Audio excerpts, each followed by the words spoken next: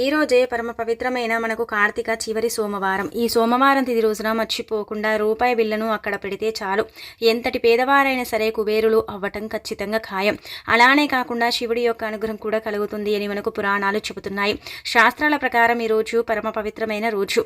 మనం కార్తీక మాసంలో ప్రతిదినం కూడా ఏంటంటేనండి నిష్ట నియమాలతో మనం పూజలు చేసుకోవటం, అలానే కాకుండా ఏంటంటే కార్తీక సోమవారాలను ఆచరించటం. కార్తీక సోమవారం రోజు చక్కగా శివుణ్ణి పూజించుకొని మనం ఏంటంటే పగలంతా ఉపవాసం ఉండటం, శివాలయానికి వెళ్ళటం, శివుడిని దర్శించుకోవటం, ఇవన్నీ కూడా చేస్తూ ఉంటాము. అయితే ఇక్కడ ఏంటంటే కనుకనండి కార్తీక మాసం అత్యంత పవిత్రమైన మాసం. కార్తీక మాసం శివుడికి అంకితం చేయబడే మాసం. అంటే శివకేశవులకు చాలా ప్రీతికరమైన మాసంగా పరిగణిస్తారు.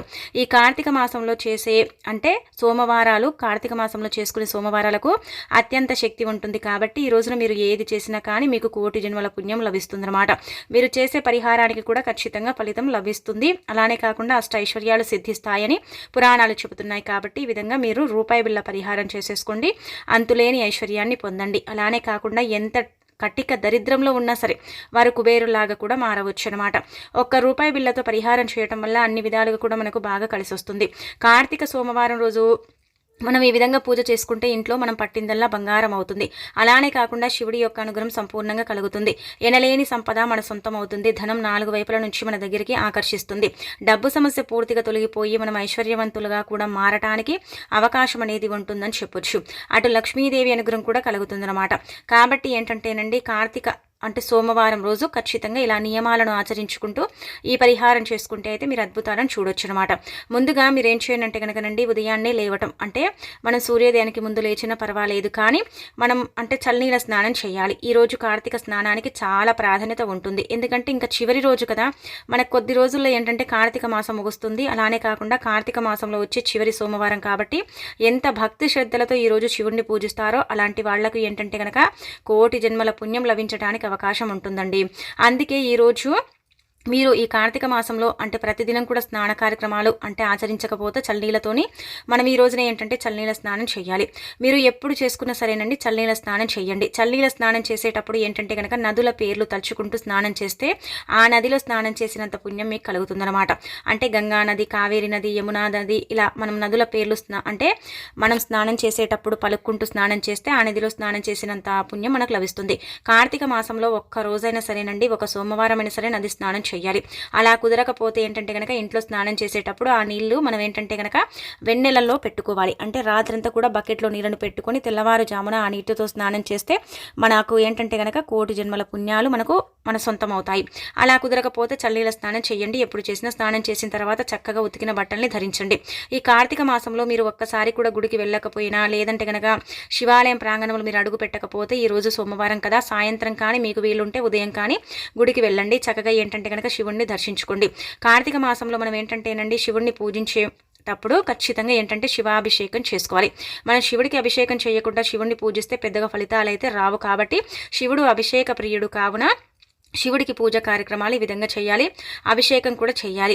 వివిధ ద్రవ్యాలతో శివుణ్ణి అభిషేకించిన, నీటితో అభిషేకించిన, లేదంటే కనుక పాలతో, పంచామృతాలతో, పెరుగుతో, నెయ్యితో, ఇలా తేనెతో, ఇలా మనం దేనితోనైనా సరే శివుణ్ణి అభిషేకించుకోవచ్చు.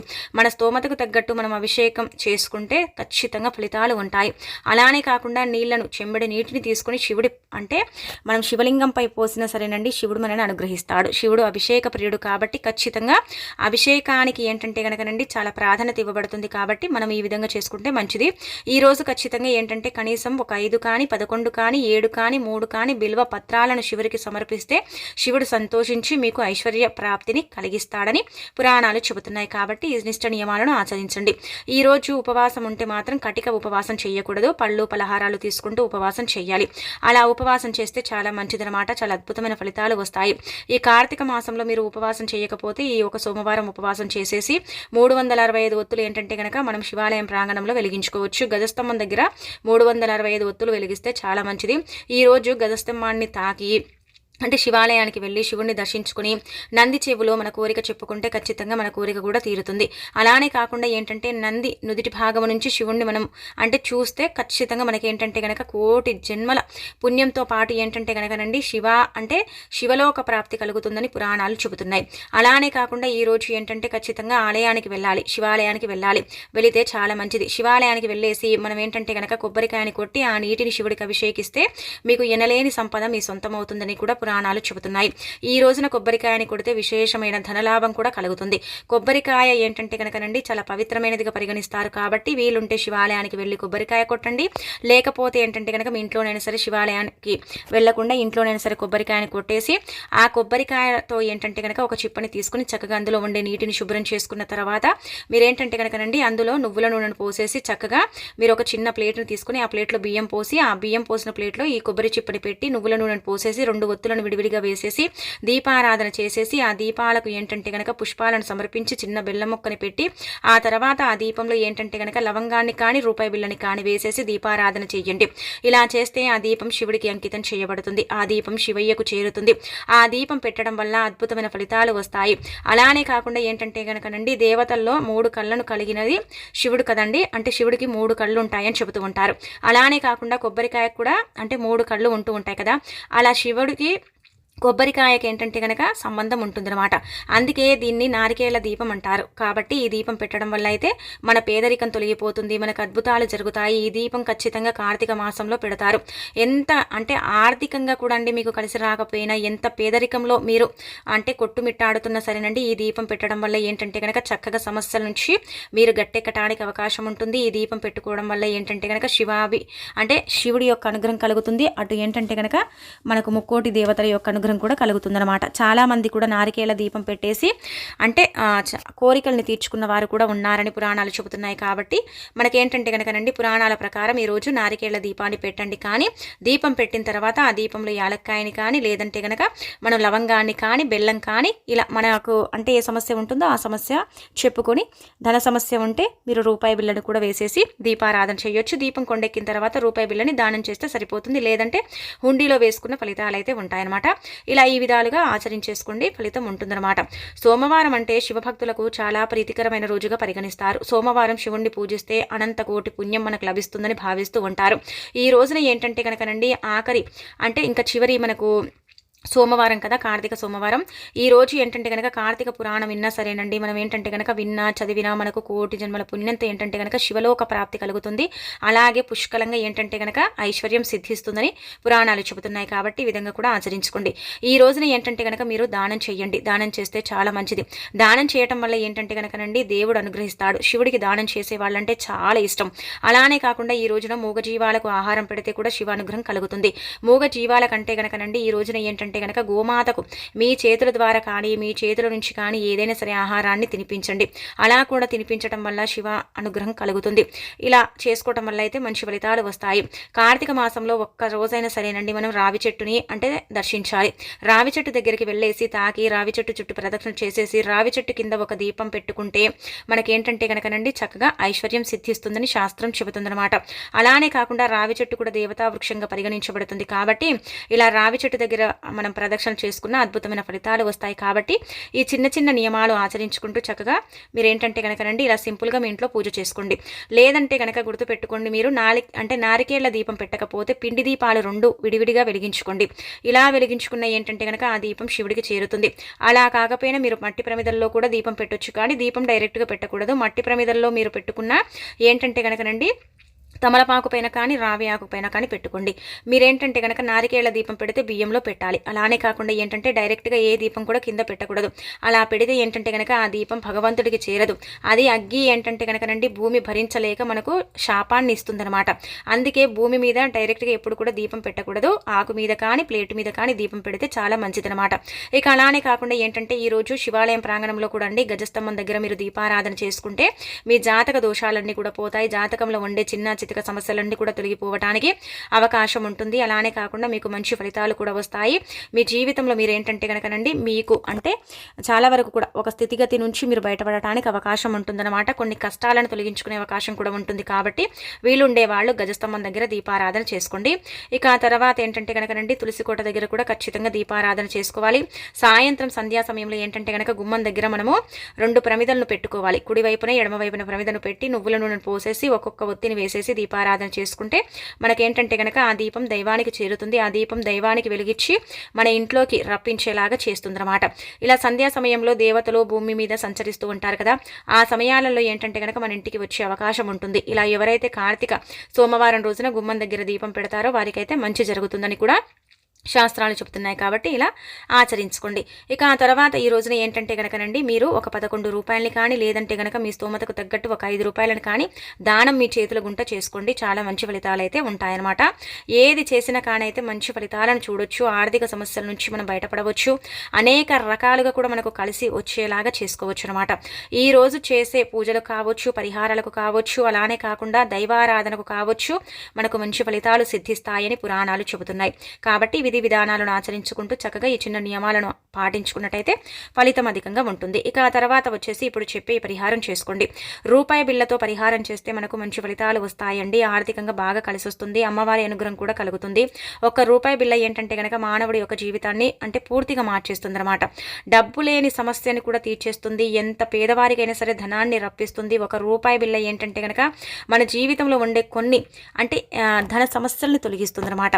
మన జీవితంలో రూపాయి లేదనుకోండి మన మనుగడే లేదనమాట. రూపాయితోనే మన జీవితం అనేది ప్రారంభం అవుతుంది. 0 నుంచి కూడా మనం రూపాయిని అంటే పెట్టుకొని మనం రూపాయితోనే ఏంటంటే కనుక ముందుకు వెళ్ళగలుగుతాం, ఎదగగలుగుతాం. ఆ రూపాయితోనే మన జీవితం నడిపించుకోగలుగుతాం. లక్షలో రూపాయి తగ్గినట్టే, 100లో రూపాయి తగ్గినట్టే కదా. కాబట్టి ఏంటంటే కనుక రూపాయికి చాలా ప్రాధాన్యత ఇవ్వబడుతుందన్నమాట. రూపాయితో ఏది చేసినా సరేనండి తప్పకుండా ఫలితం వస్తుంది. కొంతమంది అనుకోవచ్చు ఎన్నిసార్లు మాకు రూపాయి బిళ్ళతో పరిహారం చేసుకున్న ఫలితం రాలేదండి. కనుక మీ స్థితిగతి బాలేదు కాబట్టి రాలేదండి. అదే మీ స్థితిగతి బాగుందనుకోండి ఖచ్చితంగా ఫలితం వస్తుంది. గుర్తుపెట్టుకోండి. రేపు సోమవారం కదా, వీలుంటే మీకు మీరు అంటే ఈ విధంగా మీరు అబ్జర్వ్ చేసుకోండి. మీకు తెలిసిపోతుంది వెంటనే ఈ పరిహారం చేయడం ద్వారా కావచ్చు, అలానే కాకుండా ఈ విధంగా మీరు చేసుకోవటం వల్ల కావచ్చు మీకు అర్థమైపోతుంది అనమాట. ఎలా అంటే కనుక మీరు ఈరోజు దీపం పెడతారు కదా, దీపం పెడితే అందులో రూపాయి బిళ్ళని మీ చేతిలో పట్టుకోండి. అంటే కుడి చేతిలో పట్టుకొని సంకల్పం చెప్పుకొని ధన సమస్య తీరాలనేసి మీరు ఆ దీపంలో రూపాయి బిళ్ళని వేసి వెలిగించండి. అలా వెలిగించిన తర్వాత ఏంటంటే కనుక దీపం కొండెక్కిన తర్వాత ఆ రూపాయి బిళ్ళని ఏంటంటే కనుక శుభ్రం చేయకూడదు. మనం ఒక క్లాత్తో అంటే తూడ్చేసి ఆ నూనెను మొత్తం కూడా అంటే దీపంలో వేస్తాం కదా, కొంచెం ఆయిల్ అనేది అంటుతుంది కదండి, అది తూడ్చేసి డైరెక్ట్గా మీరు దానం చేయండి. చూడండి మీకు ఎంత మార్పు వస్తుందనేది మీరే ఆశ్చర్యపోతారనమాట. అంటే ఒకటేసారి మీకు 100% ఫలితం వస్తుందని ఇక్కడ నేను చెప్పడం లేదు. కాకపోతే ఏంటంటే కనుక ఒక 80% ఫలితం అయితే మీరు పొందే అవకాశం అయితే ఉంటుందన్నమాట. అంటే 0 నుంచి హీరోగా మారతారని కాదండి, కొంచెం మీ స్థితిగతిని మార్చుకోవడానికి అయితే అవకాశం ఉంటుందన్నమాట. ఇలా ఈ విధంగా ఈ రోజు మీరు ప్రయత్నించుకోండి. ఉదయం కానీ సాయంత్రం కానీ ఈ విధంగా చేసేసుకోండి, సరిపోతుందన్నమాట. ఇక ఆ తర్వాత వచ్చేసి మీరు ఈ రూపాయి బిళ్ళ పరిహారం ఆచరించేసుకోండి, మంచి ఫలితాలు వస్తాయి. రూపాయి బిళ్ళని మీరు ఏం చేయండి అంటే కనుకనండి ఒక తమలపాకుని తీసుకుని దానిపైన మారేడు దళాన్ని పెట్టేసి రూపాయి బిళ్ళని తీసుకుని దానికి కుంకుమ పసుపుతో బొట్టు పెట్టి ఈ మారేడు దళం కూడా ఏంటంటే కనుక అంటే త్రిమూర్తులు త్రిమాతలుగా పరిగణిస్తారు కదా. మారేడు దళం అంటే బిల్వపత్రం శివుడికి మహా ఇష్టం. కాబట్టి ఈ యొక్క ఆకు మీద ఏంటంటే కనుక ఈ రూపాయి బిళ్ళని పెట్టాలి. ఇలా పెట్టిన ఈ రూపాయి బిళ్ళని శివుడి పటం ముందు పెట్టుకోవాలి, అంటే శివపార్వతుల పటం ముందు పెట్టుకోవాలి. అలా పెట్టేసి ధన సమస్య తీరాలని, ధనానికి అంటే ఎలాంటి లోటు ఉండకూడదని, ఆర్థికంగా మనకు బాగా కలిసి రావాలని, ధన ద్వారాలు తెచ్చుకోవాలని, ధనం లేక మనం నరకం చూస్తున్నట్టయితే అలా మనకేంటంటే కనుక డబ్బు రావటానికి, ఆ నరకాన్ని నుంచి మనం బయటపడటానికి, అలానే కాకుండా మనకు అద్భుతమైన ఫలితాలు అంటే సిద్ధించటానికి, చక్కటి యోగాలు మనకు కలగటానికి అవకాశం ఉంటుందన్నమాట. ఎప్పుడైతే ఆకు మీద ధనాన్ని పెడుతున్నామో ఆ ధనం మనకు 2 పెరిగే అవకాశం ఉంటుందన్నమాట. ఇలా ఈ పరిహారం ఏంటంటే కనుక మనకు సిద్ధశాస్త్రంలో చెప్పడం జరుగుతుందన్నమాట. తమలపాకుని తీసుకుని దానిపైన మారేడు దళం పెట్టి దానిపైన ఏంటంటే కనుక త్రిమూర్తులు త్రిమార్తలుగా మనం పరిగణిస్తాం. కాబట్టి 3 అంటే ఆకులు ఉంటాయి కదండి. ఇలా మనం ఏంటంటే కనుక బొట్టు పెట్టి దానిపైన మనం రూపాయి బిళ్ళని తీసుకుని కుంకుమ పసుపుతో బొట్టు పెట్టుకుని ఆ రూపాయి బిళ్ళని పవిత్రంగా భావించుకోవాలి.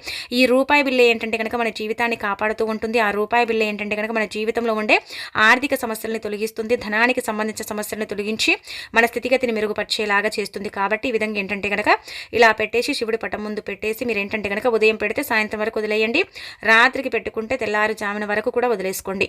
అలా వదిలేసిన ఈ రూపాయి బిళ్ళని తీసుకుని ధనం దాచే చోట దాచుకోండి. లేదంటే గనక మీ బీరువ రాకర్లో పెట్టుకోండి. గుర్తు పెట్టుకోండి, సంవత్సరం పొడుగునా కూడా మీకు ఫ్యూచర్ ఇస్తుంది. ఈ రూపాయి బిళ్ళ చాలా వరకు కూడా శివుడికి నివేదన చేయబడుతుందన్నమాట. ఇలా పెట్టిన ఈ రూపాయి బిళ్ళ వల్ల ఏంటంటే గనక మనకు చక్కటి యోగాలు కూడా కలుగుతాయి. ధన ద్వారాలు తెచ్చుకుంటాయి, డబ్బు వస్తుంది. వ్యాపార సంస్థల్లో కూడా ఈ రూపాయి బిళ్ళని పెట్టుకోవచ్చు. వ్యాపార సంస్థల్లో కూడా రూపాయి బిళ్ళని పెట్టుకోవడం వల్ల అయితే మీ వ్యాపారం కూడా బాగా సాగేలాగా, అభివృద్ధి చెందేలాగా కూడా జరుగుతుంది. కానీ ఎట్టి పరిస్థితుల్లో ఈ రూపాయి బిళ్ళని మనం ఖర్చు చేయకూడదు. మీరు తమలపాకుతో సహా కూడా పెట్టుకోవచ్చండి, పర్వాలేదు. కాకపోతే ఏంటంటే కనుక మీరు తమలపాకుని పెట్టుకోవడం ఇష్టం లేకపోతే మీరు నార్మల్గా ఏంటంటే కనుక రూపాయి బిళ్ళని తీసుకుని మీరు దాచుకోవచ్చు. అలా కూడా ఫలితాలు అయితే ఉంటాయన్నమాట. అలా కూడా మీరు ఫలితాలను పొందే అవకాశం అయితే ఉంటుంది. కాబట్టి ఈ విధంగా ఏంటంటే ఆచరించుకొని చక్కగా ఫలితం పొందండి. రూపాయి బిళ్ళతో మీరు ఏది చేసుకున్నా గుర్తు పెట్టుకోండి, అంటే మనకు 100కు 100% అండి ఫలితం అయితే ఉంటుందన్నమాట. తిరుగుండదు. కాబట్టి రూపాయి బిళ్ళ పరిహారం ఖచ్చితంగా ఆచరించేసి మీరు ఫలితం పొందండి. మీరు అనుకోవచ్చు, ఒక రూపాయితో మా జీవితం ఏం మారుతుందంటే కనుక మనకు శాస్త్రంలో ఏం చెప్పబడుతుందంటే రూపాయి బిళ్ళ పరిహారం చేసుకుని కొంత అంటే లక్షల్లో కూడా లాభాలు పొందిన వారు ఉన్నారు. కేవలం ₹1 కదా అనుకుంటాం, కానీ రూపాయి ఎప్పుడు కూడండి మన జీవితాన్ని కాపాడుతుంది, మనకు ధనాన్ని తెచ్చి పెడుతుంది, దైవానుగ్రహాన్ని కలిగిస్తుంది. మనము పరమ పవిత్రంగా ఈ రూపాయి బిళ్ళని పూజించుకుంటున్నాము. దీపం పెట్టిన తర్వాత ఆకులో పెడుతున్నాం కాబట్టి ఆకు శివుడికి చేరే ఆకండి, అంటే శివుడికి అంకితం చేయబడే ఆకు అనమాట. శివయ్య అంటే మారేడు దళాన్ని ఎంత ఇష్టపడుతూ ఉంటారో మనందరికీ తెలిసిందే కదా. కాబట్టి దానిపైన పెడుతున్నాం. కాబట్టి రూపాయి అంటే పవిత్రమైనది, డబ్బు కాబట్టి డబ్బు అంటే లక్ష్మీదేవి కావున అలా కూడా మనకు అమ్మవారి అనుగ్రహం అయితే కలిగే అవకాశం అయితే ఉంటుంది. కానీ నెగిటివ్గా ఆలోచించుకుని పరిహారం అయితే చెయ్యకండి, పాజిటివ్గా ఆలోచించుకుని పరిహారం చేయండి. ఖచ్చితంగా ఫలితం అయితే వస్తుందన్నమాట. అలానే కాకుండా పరిహారం మాకు సిద్ధిస్తుంది, అనుకూలిస్తుంది అనుకుని ఎవరైతే ఈ రోజున ఈ పరిహారం చేసుకుంటారో వారికి తప్పకుండా మంచి జరుగుతుందని కూడా శాస్త్రాలు చెబుతున్నాయి. కాబట్టి ఈ విధంగా చేసేసుకుని చక్కగా ఫలితం పొందండి. మీ యొక్క జీవితాన్ని మార్చుకొని మీ యొక్క అంటే జీవితంలో ఉండే ధన సమస్యల్ని పోగొట్టుకోండి. గుర్తుపెట్టుకోండి, ఈ రూపాయి బిళ్ళని ఇక్కడే పెట్టాలి, అక్కడే పెట్టాలని కాదు, పర్సులో పెట్టుకోవచ్చు. మీ ఇష్టాన్ని బట్టి మీరు ఎక్కడైనా సరే ధనం దాచే చోట పెట్టుకుంటే మాత్రం తిరుగుండదు. ఈ రూపాయిని ఎట్టి పరిస్థితుల్లో కూడా మీరు ఖర్చు చేయకూడదు. మళ్ళీ కార్తీక మాసం వరకు కూడా మనకి ఈ రూపాయి బిళ్ళ పనిచేస్తుందని శాస్త్రం చెబుతుంది. కాబట్టి ప్రయత్నించండి, తిరుగుండదు.